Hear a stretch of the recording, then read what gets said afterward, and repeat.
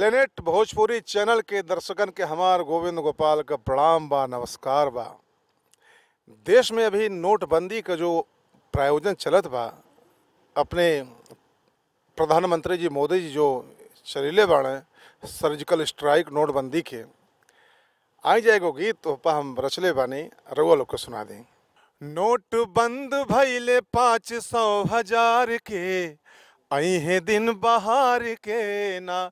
Note बंद भइले 500,000 के, अहे दिन बहार के ना। देखी मौत होता आज भ्रष्टाचार के, अहे दिन बहार के ना। देखी मौत होता आज भ्रष्टाचार के, अहे दिन बहार के ना। मोदी कैले काम महान बखाने सारा हिंदुस्तान, मोदी कैले का महान बखाने सारा हिंदुस्तान। मिट्टी है काला धन देशवा संसार के, अहे दिन बहार के ना।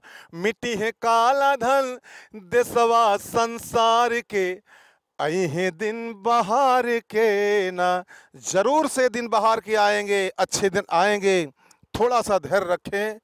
मैं यहीं गोविंद गोपाल पुनः आप सभी को प्रणाम करता हूं। प्लेनेट भोजपुरी चैनल के सब दर्शकों के पुनः धन्यवाद प्रणाम के साथ।